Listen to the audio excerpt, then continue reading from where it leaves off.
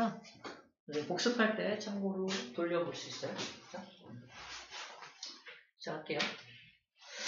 자, 먼저 물체 운동. 우리가 물리하면 되게 어렵다라고 생각하는데 아예 생각을 좀 이렇게 약간 그게 필요해요. 체면? 자기 체면? 물리 너무 쉽다. 따라해볼까요? 이렇게. 아무튼 물리는 너무 쉽다. 쉬워. 쌤이 제일 좋아하는 과목이 뭐냐고 물어보면 물리라고 대답을 하거든요. 왜냐면 생명과학 같은 경우는 100개를 암기를 해야 100문제를 풀 수 있거든. 근데 물리 같은 경우는 100문제를 풀기 위해서 한 20개 정도의 개념만 알면 돼요. 그러니까 암기가 많이 필요가 없어. 내가 알고 있는 어떤 기본 개념을 가지고 응용해서 또 이렇게 풀면 되겠네 하면서 이렇게 풀어낼 수 있습니다. 그래서 그런 측면에서 조금 더 좀 재밌달까? 이렇게 재밌게 쓰면서 풀고 있어요. 여러분들도 이제 100문제 풀려면 100개의 개념을 알아야 돼 보다는 20개만 알면 응용해서 풀 수 있대. 이런 개념으로 물리는 쉽다, 재밌다 라고 좀 자기 체면을 좀 걸면 어떨까? 이거 녹화 중이네요. 아무튼 그렇게 알고 있으면 좋을 것 같습니다. 물리를 어려워하는 이유, 이제 아주 기초적인 개념부터 흔들리기 때문인데 쌤 강의를 해서 잘 들어야 됩니다. 첫 번째 개념부터 얘기할게요. 써있듯이 이동거리라는 개념과 변위라는 말이 나옵니다. 이동거리, 변위. 한글로 써있죠? 한글로 써있어요. 한글이니까 한글을 바탕으로 설명을 할게요. 자, 무슨 말이냐면은 A라는 지점부터 B라는 지점까지 이제부터 이동을 할 거야.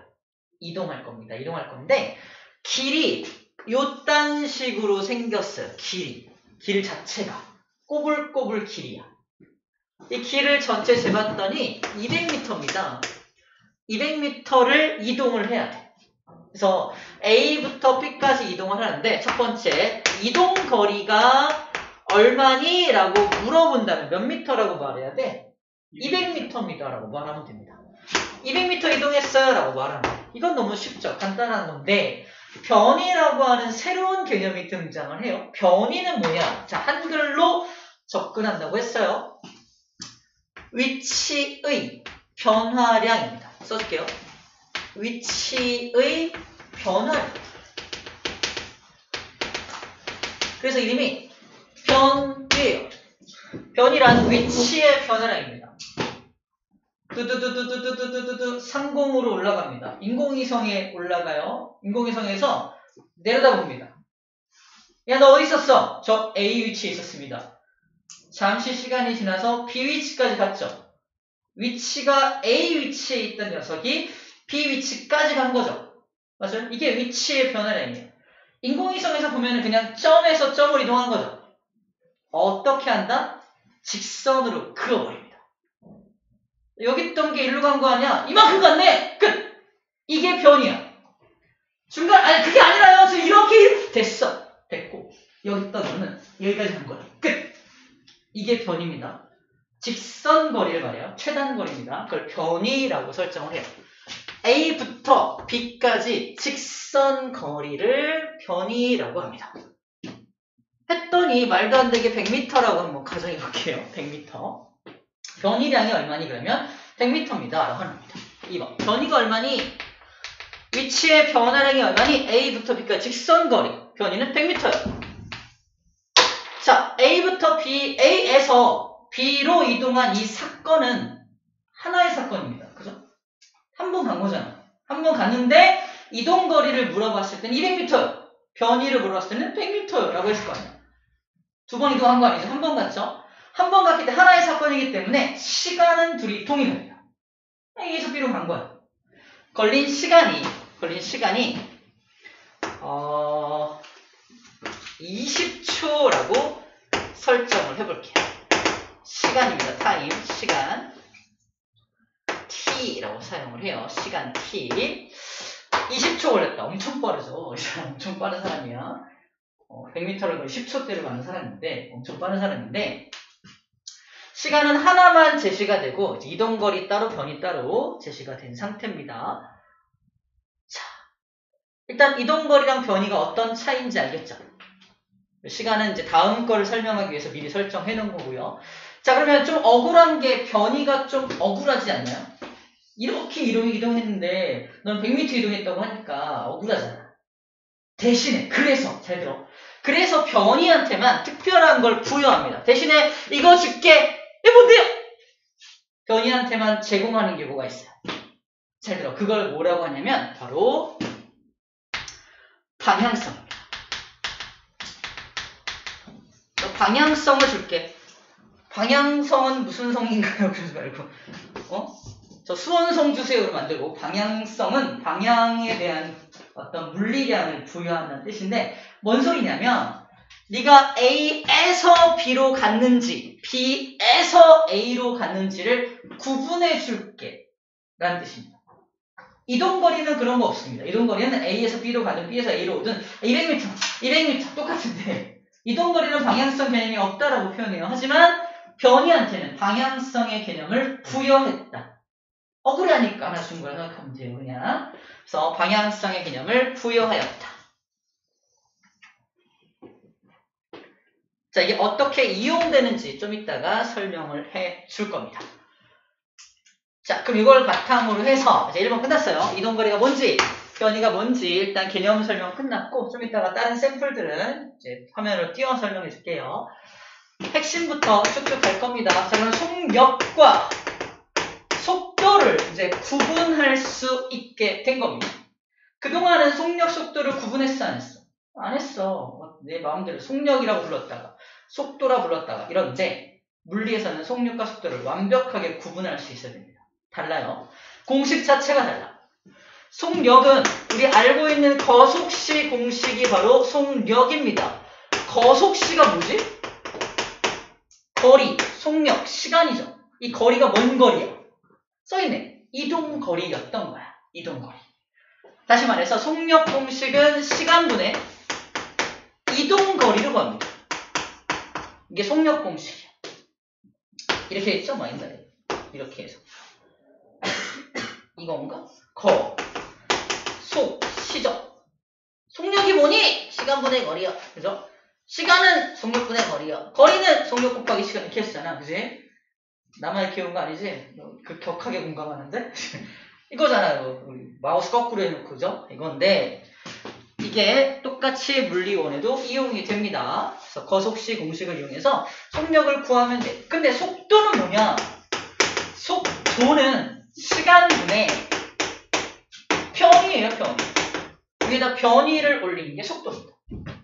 속도, 변이. 그러면 왼쪽에 이 샘플을 속력과 속도를 구해라 그러면 답이 달라집니다. 야, 속력 구해봐. 저 얘에서 answer. 속력 얼마야? 자, 속력은요. 속력 V라고 표현을 해요. 기호입니다. 나오기 시작했어요. V. V가 속력인데 일단 써봐 일단. V는 시간분의 이동거리인데 시간은 몇 초 걸렸다고? 둘 다 똑같이 20초죠. 20초요. 세크라고 쓸게요. 20세크. 이동거리 몇 미터야? 200m요. 그러면 약분돼서 얼마 나옵니까? 10? 맞나요? 10 미터 퍼 세크죠. 1초에 우리가 10m 가는 거야. 세상에서 제일 빠른 남자. 누구지? 기억나. 누구지? 볼트. 우사인 볼트. 걔가 9.58. 걔보다 조금 느리죠. 9.58. 10초인 거야. 엄청 빠른 사람이야. 그래서 얘는 속력이 얼마니? 그러면 10m per sec라고 말합니다. 자, 그래서 잘 봐. 단위를 보면은 분자에 m 있는 거 보여? 미터? 분모에 세크 있는 거 보여요?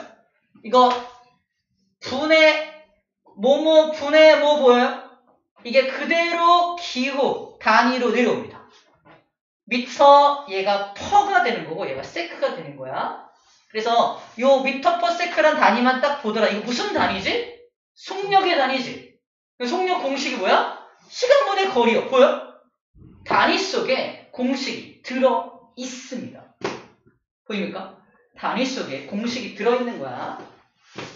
10m/s입니다. 라고 써주게 되는 겁니다. 속도가 얼마니? 그러면 속도도 똑같이 V라고 써요. 완전 헷갈리겠죠? 속도는 속도인데 시간분의 거리니까 20초 똑같죠? 그 다음에 변이는 몇 미터였지? 100m였거든. 그치? 그럼 얘는 어떻게 나옵니까? 5m/s 나옵니다.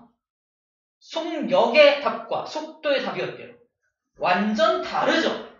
근데 어떻게 속력과 속도를 똑같이 쓸 수 있습니까? 절대 이제부터는 같이 쓰면 안 됩니다. 기분 따라 어쩔 땐 속력이라 부르고 기분 따라 어떨 땐 속도라 부르면 안 된다는 말을 하고 있는 거예요. 무슨 말인지 알겠죠? 자, 5m/s라고 씁니다. 우리 단위가 똑같죠? 완전 헷갈릴 거 아니야? 그래서 봐봐. 아까 변위의 방향성이 있다라고 표현했죠? 방향성이 있다는 걸 여기 넌지시 집어넣기 위해서 개념 강의할 때만 씁니다. 실제 시험 문제 풀 때는 안 써요. 제가 방향성이 있다는 표현을 화살표를 올려줍니다. 야, 변위에 화살표가 있잖아. 방향성이 있다는 뜻이잖아. 그지? 그럼 봐봐. 방향성이 있는 물리량을 나눴어. 시간은 방향성이 있을까? 잘 봐. 방향성이 있다 없다 잠깐 얘기할게요. 방향성이 있다 없다를 구분하는 건 한쪽 방향으로만 가면은 얘는 방향성이 없는 거야. 거꾸로 올 수가 없으니까.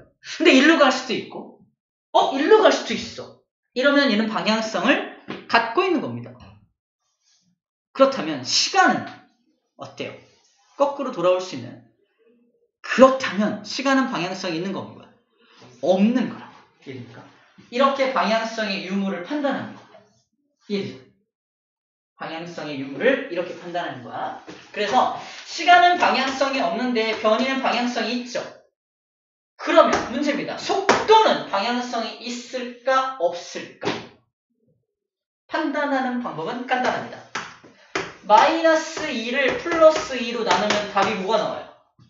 마이너스 1 나오죠. 뭔 소리야? 얘 따라오네요. 그치?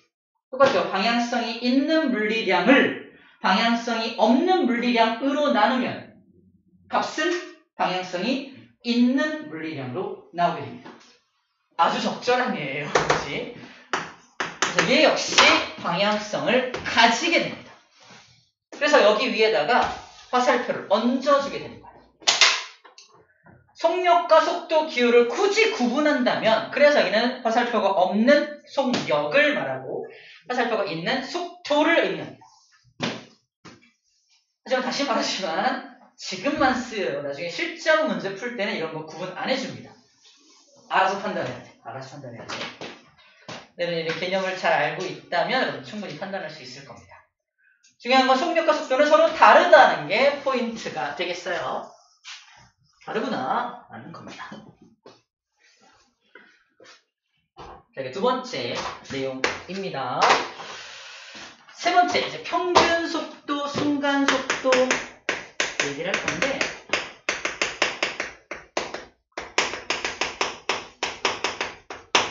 이제부터 뭘 강의할 거냐면 드디어 그래프에 대한 얘기가 나오게 됩니다. 그래프. 참 안타깝게도 여러분들 20쪽 펴볼까요? 프린트해준 사람들도 좋습니다. 20쪽. 20쪽에 그래프 몇 개 나옵니까? 2개 나오죠. 21쪽에 몇 개 나옵니까? 4개 나오죠. 다음 장 넘깁니다. 22쪽에 몇 개 나옵니까? 또 4개 나오죠. 23쪽에는요. 4개 나오네요. 모든 문제가 80% 이상 그래프 문제로 출제됩니다. 그래프는 뭐다? 언어예요. 언어입니다. 그래프를 준다는 건 이런 거예요. 봐봐. 그래프 준다는 건 X축과 Y축으로 이루어져 있는 이러한 그래프는요. 그래프는 X축에 시간이라고 써볼게요. 시간 단위는 세크고요. Y축에 이동 거리를 줄게요. 속도니까 변이라고 합시다. 위치라고 합시다. 위치라고 하고 미터라고 줄 겁니다. 시간에 따라서 위치가 쭉 변해요. 이렇게 변해볼까요? 이렇게 변해볼게. 자, 이거 나한테 얘기하고 있는 거야. 무슨 얘기하고 있는 거냐면 1초, 2초, 3초, 4초, 5초 가는 동안에 1m, 2m, 3m, 4m, 5m를 가고 있다는 뜻이니까 1초일 때에는 몇 미터 위치에 있습니까? 그러면 1m 위치에 있습니다. 2초일 때는 2m 위치에 있고요. 3초일 때는 3m 위치에 있는 거지. 나한테 얘기하고 있는 거니까. 5m일 때는 몇 미터 위치에 있어요? 5초일 때는 5m 위치했겠죠. 어떻게 할 수 있지? 그래프가 쭉 일정하게 증가하고 있으니까 알 수 있죠. 그지? 이런 그래프를 통해서 나한테 얘기하고 있는 거라니까. 자, 얘는 그럼 어떤 운동을 하고 있는 걸까? 그죠? 일정한 속도로 운동하고 있는 거예요. 보이나요? 봐봐. 1초일 때 1m, 2초일 때 2m, 3초일 때 3m, 4초일 때 4m, 5초일 때 5m. 일정한 속력으로 쭉 가고 있다는 게 느껴져요? 그래프를 보고서 그걸 느껴야 돼. 아, 일정한 속력으로 가고 있네. 이걸 용어만 바꿔서 등속 운동하고 있네 라고 표현하는 거예요. 같은 속도로 운동하고 있네 라고 표현하는 거예요. 무슨 말인지 알겠죠? 그래서 그래프를 통해서 우리는 느껴야 됩니다. 이게 언어입니다. 왜 문제마다 그래프를 많이 주는지 알아요? 얘가 함축하고 있는 말이 엄청 많거든요. 얘가 말하고 있는 걸 텍스트로 쫙 풀었으려면 한 두세 줄의 문제가 나와요. 두세 줄로 써줘야 돼요. 내가 출제자 입장에서 두세 줄의 텍스트를 써서 문제를 낼 거 아니야. 그래프 하나 턱 줄 거야. 끝이야. 그래프 하나 턱 주면 됩니다. 그래프 턱 주면은 굉장히 많은 정보를 주는 거야. 오히려 땡큐. 이것도 약간 아까랑 비슷해. 일종의 세뇌예요. 그래프 땡큐. 아까 어떻게 했어? 그래프 딱 나오니까. 이러면 안 돼요. 안 됩니다. 이러면은 그래프를 내가 싫어하면 그래프도 날 싫어해요. 분석을 안 되게 만듭니다. 나 주제 분석이 안 될걸로? 그러면 안 돼요. 내가 먼저 사랑해줘야 그래프도 나를 사랑해줍니다. 자, 보세요. 자, 언어이다. 그래프를 분석하는 법을 잘 배워야 한다라는 뜻이고요. 일반적으로 X축이 원인입니다. Y축이 결과예요. 원인과 결과로 쓰는 건 1초가 감에 따라서 1m 위치에 있고 2초일 때는 2m. 그래서 X축을 먼저 읽고 Y축을 결과로 읽어주게 됩니다. 그에 따른 결과로 이렇게 됩니다. 라고 읽어주게 되는 겁니다. 그리고 되게 재밌는 거 알려줄게. 그 수많은 그래프가 X축은 시간 고정입니다. 다시 봐봐. 20쪽. X축의 시간 21쪽에 X축의 시간 이건 없다. X축 나온 것들은 전부 시간입니다. 확인하세요. 진짜네? 우와 진짜야. 우와 진짜네? 이야 진짜. 확인했나요? 그 점으로 우리는 뭐만 보면 된다? Y축에 뭐가 써있는지만 집중하면 된다. 그러니까 신경을 분산시킬 필요가 없다는 얘기를 하는 겁니다. X축은 모두 시간이 들어가 있어요. 그러니까 시간이 감에 따라서 위치가 어떻게 변하는지, 시간이 감에 따라서 이동거리가 어떻게 변하는지 이런 걸 물어보겠다는 거거든요. 이해됩니까? 그렇구나. 그래프 보는 첫 번째 방법에 대해서 얘기를 해봤습니다. 자, 그러면 이제부터 뭘 볼 거냐면은 이런 걸 볼 거예요. 책에 나와 있는 예를 좀 다시 그려볼게. 자, 순간 속도, 평균 속도를 볼 건데 책에 어떻게 그려져 있냐면은 X축에 시간 써 있고요. Y축에 위치라고 써져 있습니다. 그리고 그래프가 빨간색으로 이렇게 올라가다가 이렇게 되고 있죠. 그리고 여기에다가 첫 번째 T1이라고 찍어놨고 여기에다가 점점점점에서 T2라고 찍어놨습니다. T1일 때의 위치를 S1이라고 썼고요. T2일 때의 위치를 S2라고 썼습니다. 자, 봐봐. 그리고 하나의 점이 A점, 하나는 B점이죠. 그러니까 A점, B점인데 우리 또 낯설어 하는 게 바로 S는 또 뭐냐라고 쓰는데 자, 우리 이동거리도 S라고 쓰고요. 변이도 S라고 쓰는데요. 시간은 T라고 쓰죠. T라고 쓰는데 S가 뭐냐면 이겁니다. distance. 맞나요? distance 맞나요? 쓰죠? 그래서 거리를 D라고 표현하기도 하는데 여기 S를 따서 S라고 쓰기도 해요. 둘 다 distance에 S를 따왔다라고 생각하면 돼요. 물건의 길이 같은 것을 때는 D를 많이 쓰거든요. D, 물건의 길이 D. 하지만 어떤 공간상의 거리는 S를 또 많이 씁니다. S를 많이 써요. 그래서 여기서 따온 거다라고 생각하면 돼요. 의미 없다는 이유가 아무튼 기호는 S로 쓰는 이유가 여기서 따온 건데 첫 번째 거리 S1, 두 번째 거리 S2라고 말하는 것 뿐이에요. 기호가 나오면 일단 어려워 보이잖아. 그지? 일단 미리 우리 쫄게 만들려고 T1, T2, S1, S2 이렇게 쓴 것 뿐입니다. 첫 번째 시간, 두 번째 시간, 첫 번째 거리, 두 번째 거리는 뜻이에요. T1일 때 측정한 거리 S1, T2일 때 측정한 거리 S2 이렇게 하면 이렇게 말하는 것 뿐입니다. 자, 그러면 두 가지를 얘기할 건데 그래프가 좀 이상하죠? 곡선 형태잖아요. 곡선 형태죠? 자, 일단 첫 번째로 우리가 분석해야 될 건 뭐냐면은 바로 그래프의 기울기입니다. 기울기. 얘가 곡선 형태라서 그런데 우리 좀 쉬운 거 먼저 하고 올게요. 뭐냐면 지금 방금 지우는 거 위험할 건데 X축의 시간이라고 써있고 Y축의 위치라고 써있습니다. 쉬운 것부터 하자. 이동거리라고 써있어요. 이동거리 써있습니다. 그리고 이게 그래프가 이렇게 나와있네요. 자, 이때 이 그래프의 기울기를 한번 분석해 볼 건데 기울기의 정의가 뭡니까? 이거분의 이거죠. 그치? 이걸 X의 증가량 분의 Y의 증가량이라고 말하는데 쉽게 말해서 X분의 Y입니다. X분의 Y가 기울기야.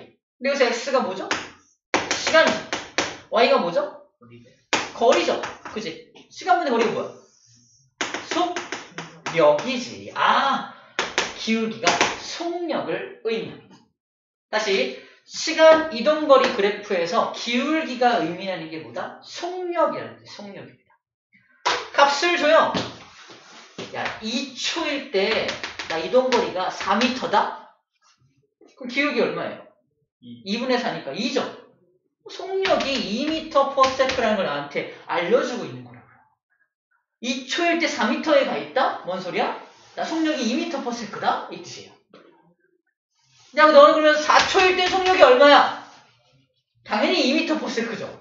왜? 기울기의 변화가 있어 없어? 없잖아. 기울기의 변화가 계속해서 없다는 건 뭘 의미한다? 속력의 변화가 없다는 걸 의미합니다. 이해되나요? 저 그래프만 딱 보고도 뭐 할 수 있다?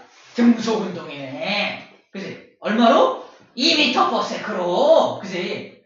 2m/s로 계속 일정한 속도로 가고 있네. 라는 정보를 나한테 주고 있는 거라는 겁니다. 보이나요? Y축을 바꿔볼게요. X축은 안 바뀌니까 Y축 바꿔서 여기다 뭐라고 쓴다? 위치라고 씁니다. 위치. 이동거리라고 써있지 않고 위치라고 써있다는 건 뭘까? 이만큼 값이 뭐야? 위치의 변화량입니다. 다시 말해서 뭐야? 변위를 준 거예요. 변위를. Y에 변이라고 쓰지 않습니다. 속도 줄 때 여기다 변이라고 쓰지 않고 위치라고 쓴다고. 위치라고. 위치라고 준 게 뭐야? 변이를 준 거예요. 위치의 변화량을 준 거니까. Y축에 변이가 안 써있더라고 이러면 안 돼요. 위치가 써있더라도 변이를 준 거예요. 그래서 위치의 변화량입니다. 여기 8m라고 할게요. 4초니까 맞죠? 그러면은 마찬가지로 기울기가 의미하는 건 뭐냐? Y축이 위치로 바뀌었을 때 기울기가 의미하는 건 뭐겠어? 똑같이 X분의 Y인데 X는 시간이고 Y가 변이니까 이것은 속도를 의미합니다. 속도를 의미합니다. 그래서 Y축에 위치라고 써있다면 기울기가 속도인 것을 의미한다는 거죠. 생각해봐. 얘는 속력과 속도가 같습니다. 왜냐하면 얘는 일정한 속력으로 직선으로 쭉 가고 있는 거를 상상해 주면 돼요. 물론 문제에서 직선으로 이동한다는 표현을 줄 겁니다. 직선으로 이동한다는 표현을 주는 건 무슨 말일까? 꼬불꼬불 가지 않는다는 건 이동한 거리나 변이나 같다는 뜻이거든요. 그래서 문제에서 직선으로 이동하고 있다. 무슨 말이야? 속력, 속도 구분하지 말고 문제 풀어 라는 뜻입니다. 문제에서 직선으로 이동하고 있다. 확인해 볼까요? 거의 대부분의 문제가 직선으로 이동하고 있다. 23쪽 10번 문제 보세요. 23쪽 10번 문제. 맞나요? 그림은 직선상에서, 그죠? 22쪽 6번 문제. 그림은 직선상에서 7번 문제. 그림은 직선상에서 그죠? 자, 직선상. 9번 문제. 그림은 직선도로를 죠? 왜 직선을 굳이 써놨을까? 너네 이제 속력 속도 너무 어렵지? 구분하기 힘들 테니까 일단은 그 구분하지 말고 문제 풀어도 되게끔 문제를 쉽게 바꿔준 거야! 라는 뜻입니다. 아시겠습니까? 직선으로 가면 속력 속도, 즉 위치랑 이동거리가 똑같을 거 아니야? 변이랑 이동거리 똑같을 테니까 속력 속도를 구분하지 않아도 되겠죠. 굳이. 우리 지금 배웠지만 문제 풀 때는 큰 의미가 없어진다는 말이 바로 이런 얘기입니다. 자, 그럼 봐봐. 이걸 알고 있는 전제하에 다시 이 그래프 봐보세요. 얘는 봐봐. 곡선이잖아. 곡선일 때는 어떻게 기울기를 구하지? 접선의 기울기를 구하죠. 접선. 접선 내가 그리면 마음대로 그리죠. 마음대로 그리잖아. 기울기가 달라지지 않냐? 야, 이거의 접선 그려볼까? 다음날 그 다음날은 내 마음대로 기울기 바뀌어 이거는 그죠? 내가 컴퓨터가 아니기 때문에 그지? 원래는 어떻게 원래는 이렇게 딱 그려서 점을 찍은 다음에 왼쪽과 오른쪽이 똑같은 간격으로 벌어지게 그려야겠죠? 쉽지 않다. 그래서 저런 경우에는 어떻게 한다? 문제에서 접선을 그려줍니다. 너 그리지 마. 네 그린 거 봤더니 날짜마다 다르더라? 너 그리지 마. 내가 그려줄게. 그래, 그려줍니다. 책에도 그래서 그려져 있는 거예요. 보세요. 12쪽에 맨 밑에 그래프입니다. A의 접선의 기울기를 줬죠. B는 안 줬습니다만 어쨌든 A처럼 A의 접선의 기울기를 줍니다. 줬더니 이렇게 접선의 기울기를 이렇게 줘요. 이렇게 줍니다. 이렇게 줘요. 여기서 만나겠나? 이렇게 줍니다. 이렇게 어쨌든 줘요. 이렇게 줍니다. 이렇게 줘가지고 접선의 기울기를 주게 돼 있어요. 그래서 접선의 기울기를 구할 수 있게끔 몇 분의 몇인지 구할 수 있게끔 줍니다. 그래서 여기 요 값하고 요 값을 충분히 알 수 있게 준다는 얘기예요. 자, 그럼 접선의 기울기. 자, 1번입니다. 접선의 기울기가 이 의미하는 게 뭐냐면 접선이 뭐야? 요 한 점이죠. A라는 점에서의 기울기니까 A라는 한 순간 T1이라는 그 순간의 기울기죠. T1이라는 그 순간의 기울기니까 이게 바로 순간 속도입니다. 왜 속도라고 쓰지? 위치니까. 그지? 속도, 위치니까.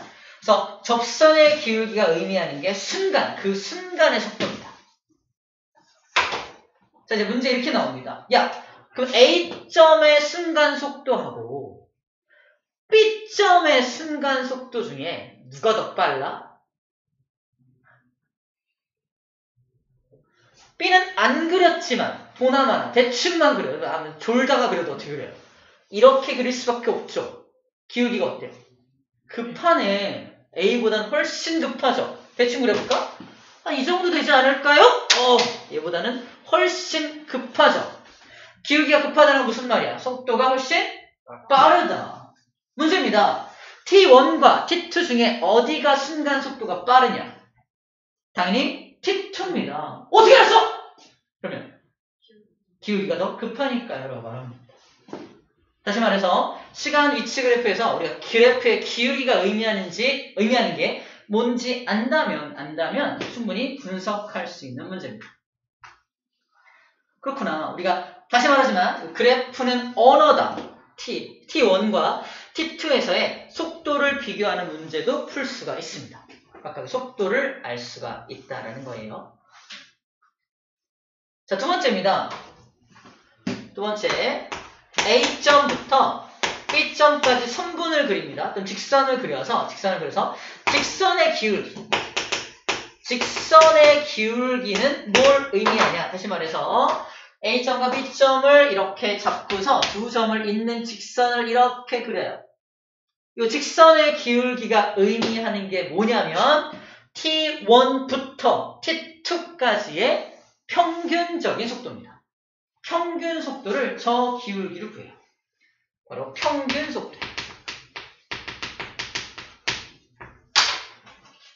각각의 접선의 기울기가 순간적인 속도였다면 A부터 B까지 가는 동안 평균적인 속도를 구해라 그러면 바로 이 직선을 두 점을 잇는 직선을 그려서 직선의 기울기를 구하면 평균 속도를 구할 수 있습니다. 그래서 평균 속도를 구하는 방법과 순간 속도를 구하는 방법을 그래프적인 차원에서 알아본 거예요. 그래프 말고 다른 방법도 있습니까? 있어요. 두 번째 방법이 있는데 바로 자료로 푸는 문제가 있는데요. 다시 말해서 이런 거야. T1을 2초라고 하고요. T2를 4초라고 한다면 T1부터 T2까지 전체 걸리는 시간 몇 초야? 2초가 되겠죠? 2초? 2초 동안 S1은 4m고요. S2가 8m라고 합시다. 그럼 S1부터 S2까지 몇 m야? 4m죠? 그럼 2초라는 시간 동안 4m 간 거니까 평균이 얼마야? 2m/s 아니야? 이 자료만 보고도 봐봐. 평균 속력, 평균 속도. 봐보세요. 속도를 구하는 방법이 시간분의 변이라면, 그죠? 평균 들어가면 여러분 뭐예요? 학교 시험 보고 평균 구할 때 어떻게 해요? 전체 시험 점수 다 더하고 과목 수로 나누죠. 똑같아요. 전체 변이를 다 더하고 전체 시간을 다 해서 구하면 평균이 나옵니다. 그럼 이 자료에서 전체 시간 몇 초야? T1부터 T2니까 2초네요. 2초. 전체 변이는요? 야, 이 4m에서 8m니까 4m죠? 전체를 넣는 거야.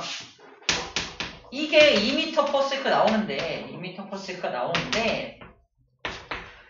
이거를 굳이 그래프로 옮기는 게 이 자료를 풀어서 이렇게 푸는 방법이나 저기서 그래프 기울기 구하는 방법이나 어때요? 사실 같거든요. 그지? 이렇게도 풀 줄 알아야 되고 저렇게도 풀 줄 알아야 되는데 시간상으로 되게 빠르게 풀 수 있는 방법은 저거죠. 띡띡 풀면 되는 거잖아요. 이게 바로 평균 속도를 의미해라고 알고 있다면 그래프를 이용해서 바로 하면 됩니다. 근데 저 그래프에서 저 두 직선의 기울기가 평균 속도야 라는 건 어디서 근거에서 나온 거다? 이걸 근거로 나온 겁니다. 이걸 근거로 해서 나온 거니까 어쨌든 자료를 주든 그래프를 주든 둘 다 평균 속도를 구할 수 있어야 한다 라는 게 3번 내용입니다. 어려운 건 아직 없습니다.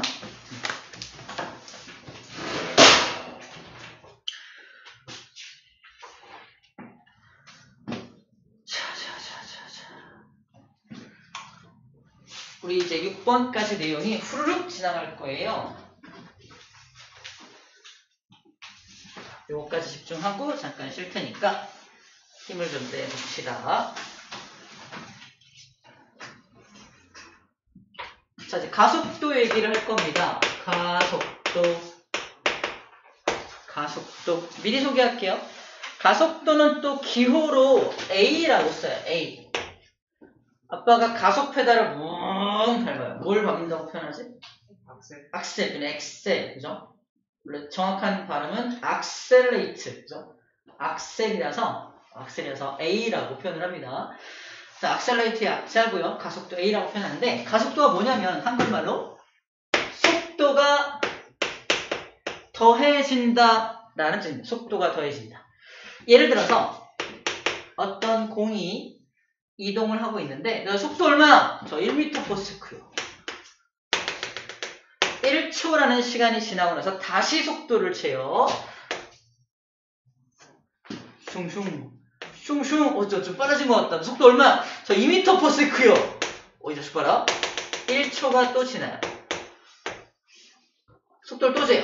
얼마야? 3m/s 이러고 있어. 느낌상 어때요? 점점 빨라지고 있죠. 무슨 운동하고 있다? 가속도 운동하고 있다라고 표현합니다. 속도가 더해지고 있잖아. 그지? 속도가 더해지고 있기 때문에 가속도 운동하고 있다라고 표현을 해요. 근데 가속도 값이 너는 가속도 값이 얼마니? 라고 물어봐요. 가속도 값이. 값은 또 뭐예요? 가속도를 구하는 방법이 있는데 가속도는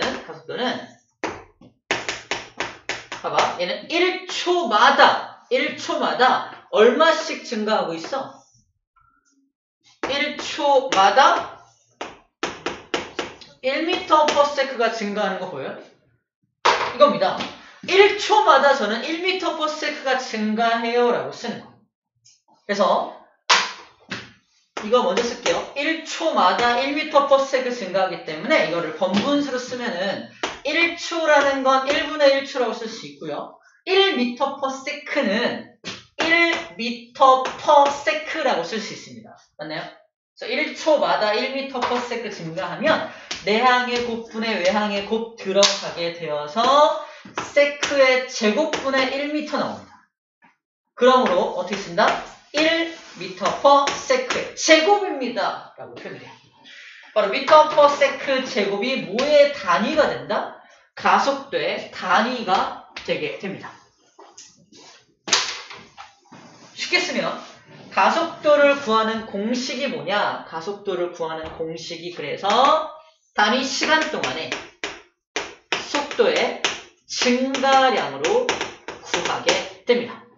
단위 시간 동안에도 속도 얼마씩 증가해? 저 1초라는 시간을 주시면 저 1초마다 1m/s가 증가해요. 그래서 나온 값이 1m/s 제곱이었던 거야. 저 예의 경우에는. 그래서 가속도 공식이 시간분의 속도 증가량이라는 사실을 꼭 기억해야 합니다. 저거를 기호로 표현을 해볼 거예요. 가속도를 A라고 한다면 시간은 뭐죠? T였죠? 속도의 증가량은 속도가 아까 V였죠? 화살표 좀 잠깐 쓸게요. 속도니까. 그럼 증가량도 표현하는 방법이 있는데 앞에 삼각형을 그려줍니다. 삼각형이 변화량 또는 증가량을 의미합니다. 삼각형, 변화량, 증가량을 의미를 해요. 시간은 뭔지 알겠는데 속도의 증가량은 어떻게 구하지? 봐봐. 야, A에서 B로 갈 때 몇 초 걸렸어? 1초 걸렸죠? A에서 B로 갈 때 속도 얼마 증가했어?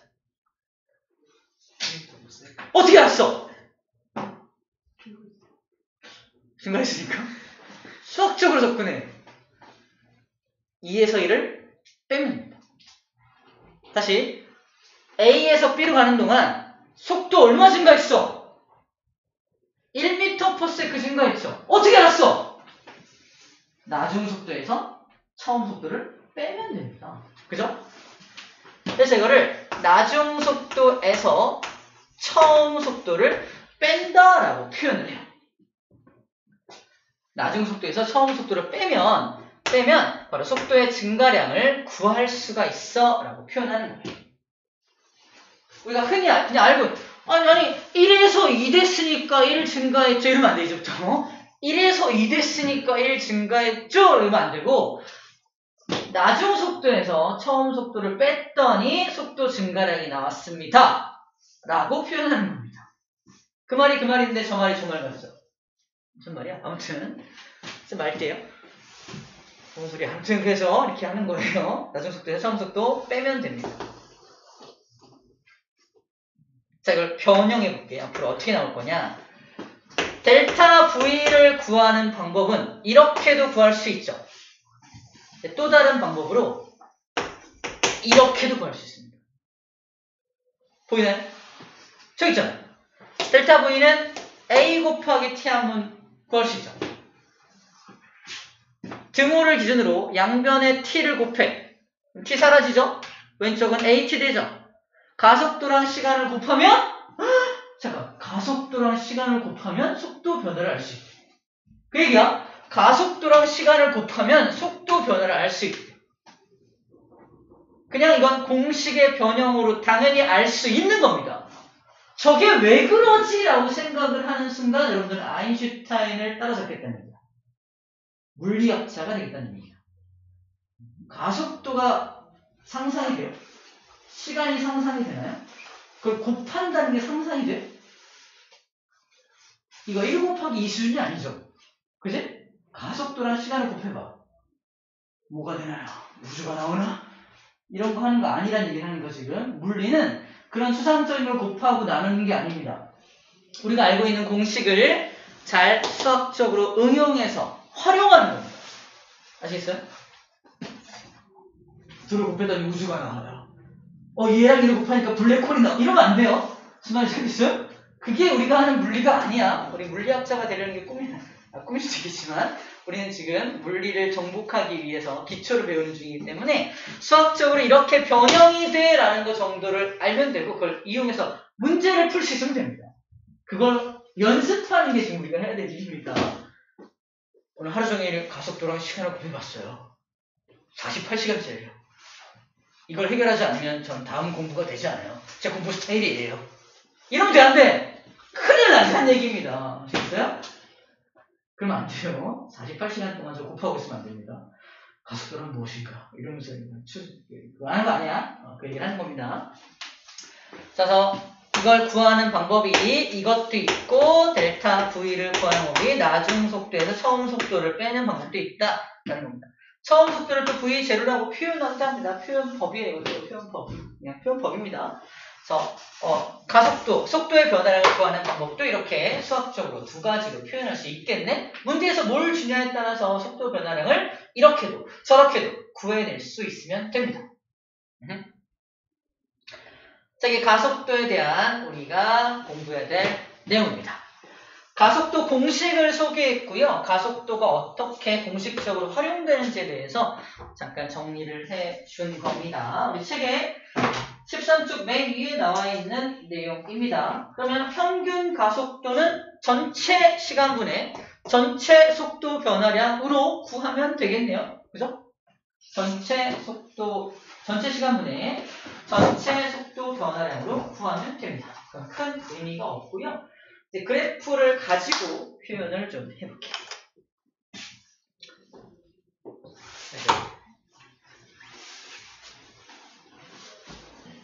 컬러풀한 그림을 좀 보도록 합시다. 켜졌나?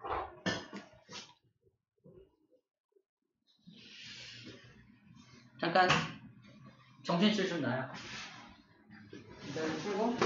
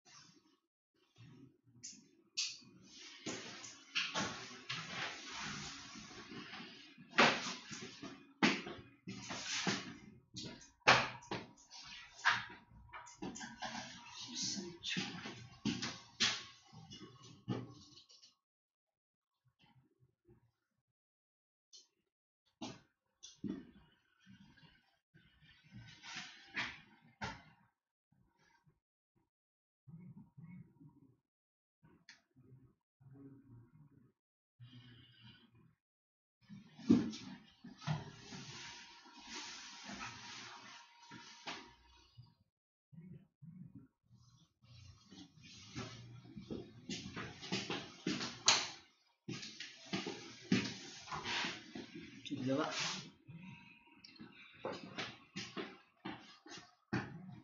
자, 보세요. 스마트 해보자. X축에 뭐라고 써있습니까? 시간 써있죠? 변함이 없겠죠? Y축 봐라. 뭐라고 써있냐? 속도 써있죠? 처음 보죠? 속도 써있는 거 처음 봤습니다. 우리 이동거리, 위치 써있는 건 봤는데 속도 써있는 거 처음 봤어. 마찬가지로 속도가 써있는 경우에는 요 기울기가 또 의미하는 게 뭘까요? X분의 Y라며. X는 뭐? 시간이잖아. Y는 뭐야? 속도의 변화량이에요. 왜입니까? 다시 말해서 델타 V입니다. 시간분의 속도 변화가 뭐지? 가속도죠. 저 시간분의 속도면 이게 가속도를 의미합니다.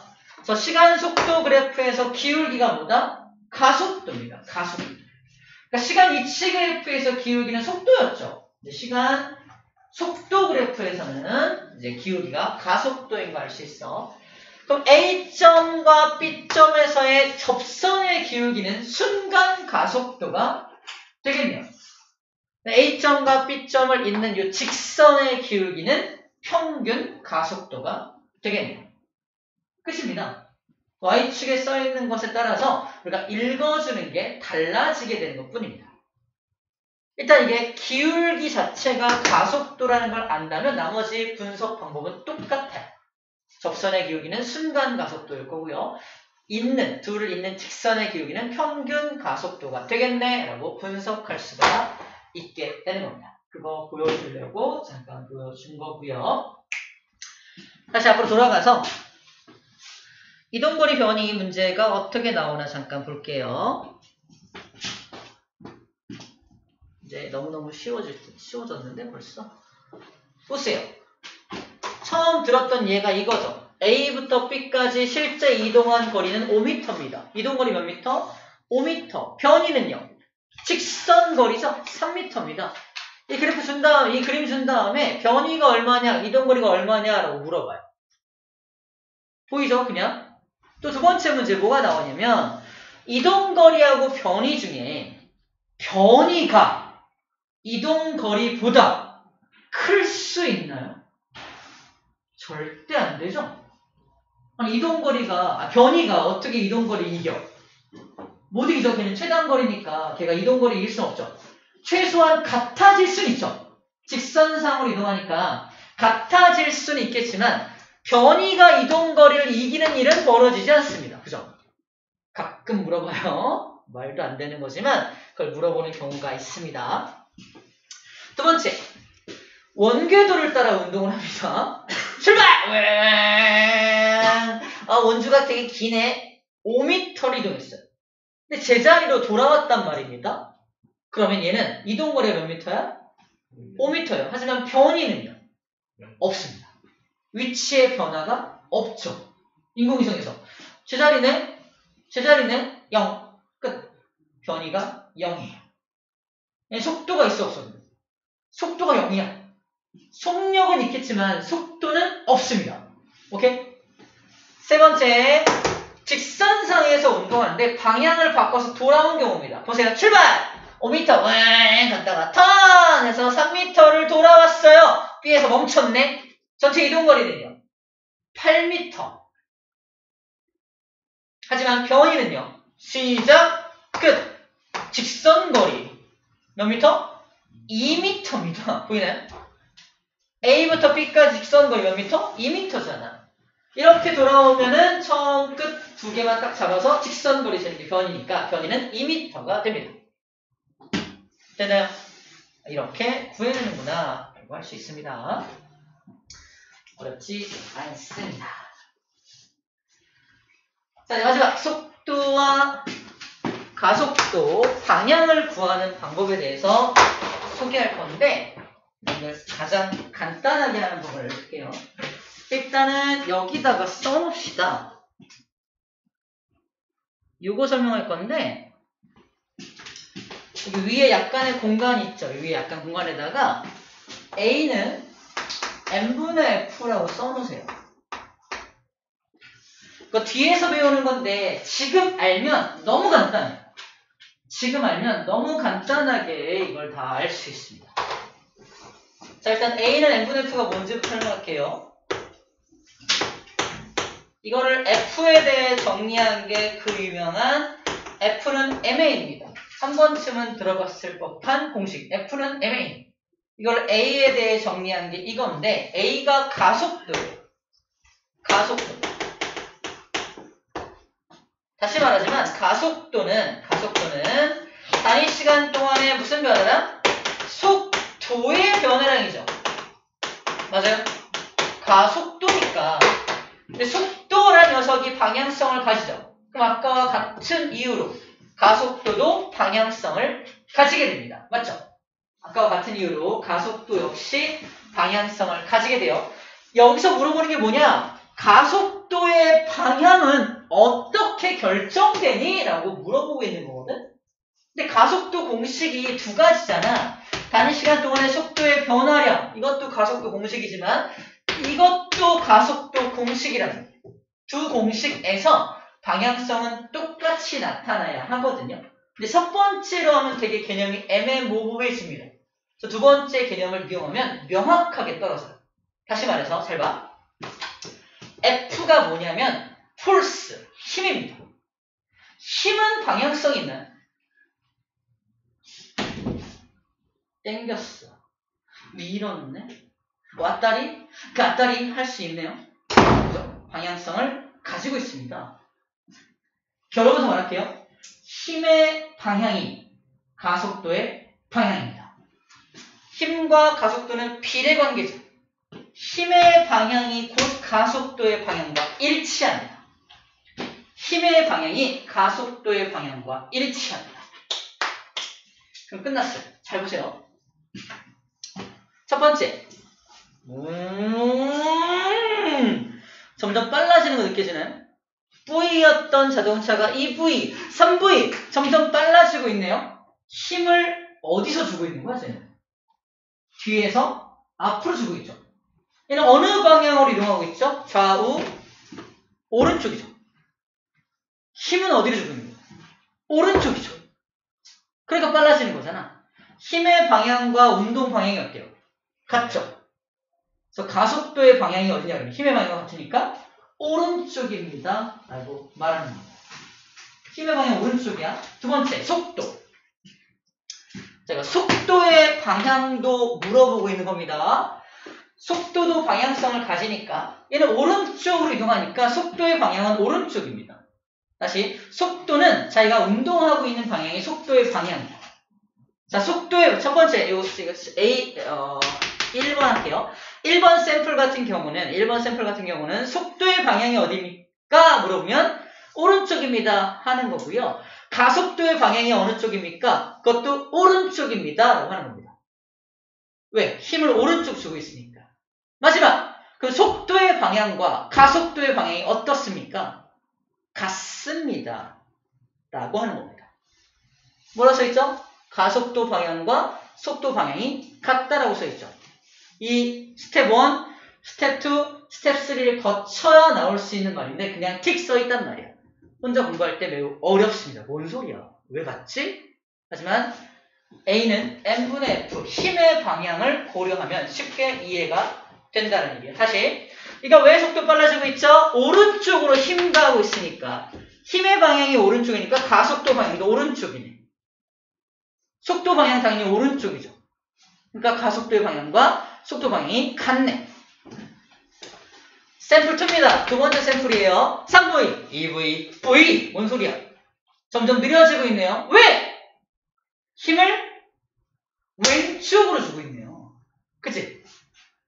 맞잖아. 이런 지금 운동을 방해하고 있으니까 느려지는 거잖아.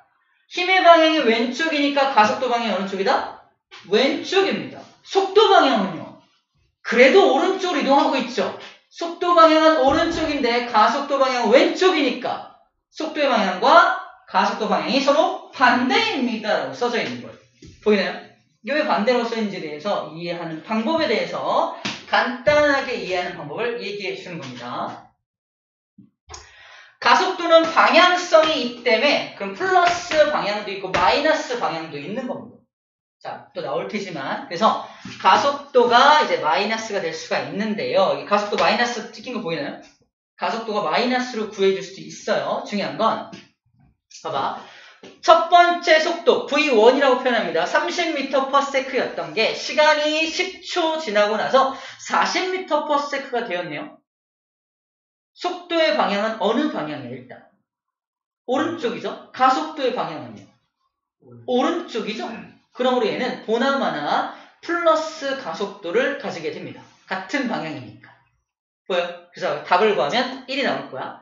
실제 가속도를 구해보자. 가속도는 시간분의 속도 변화니까 10초라는 시간 동안의 속도 변화 얼마? 나중 속도에서 처음 속도를 빼내면 10이죠? 10m/s 나옵니다. 그러면 1m/s 제곱으로 답이 구해지게 되는 거예요. 굳이 구하지 않더라도 시험 문제 뭘 물어보냐면 두 번째 경우를 물어볼 텐데 처음에 50m/s였던 게 나중에 30m/s로 줄었어. 구해라가 아니라 가속도가 플러스냐 마이너스냐라고 물어봐요. 당연히 뭐야? 그냥 마이너스예요. 왜? 속도의 방향과 속도 방향은 오른쪽이죠. 하지만 얘는 어느 방향으로 힘주고 있어? 왼쪽 방향 힘주고 있죠. 가속도 방향은 반대죠. 속도의 방향과 반대로 힘을 주고 있을 때 가속도는 마이너스로 빠지는 거예요. 그래서 보나마나 마이너스가 보입니다. 실제 구해볼게요. 가속도 구해볼게요. 단위 시간 몇 초? 20에서 30이니까 10초죠. 단위 시간 10초입니다. 20에서 30으로 10초 간 거야. 10초 동안 속도 변화가 얼마야? 나중 속도에서 처음 속도를 뺀다고요. 30 빼기 50이라고. 얼마야? 마이너스 20 나온다고요. 그래서 답이 얼마야? 마이너스 2m/s 제곱 나오는 겁니다. 1입니다. 값을 구해라 그러면 공식에 집어넣으면 되는데 관계를 물어봐요. 얘는 양이 나오냐 음이 나오냐 이럴 경우에는 방향만 고려할 수 있으면 된다는 얘기를 하고 있는 겁니다. 아시겠죠? 간단하게 우리 A는 mvf라는 공식을 이용해서 힘의 방향이 가속도의 방향과 같다는 것만 알면 풀 수 있습니다. 넘겨보세요. 14쪽에 문제 나옵니다. 한번 풀어볼게요. 시작.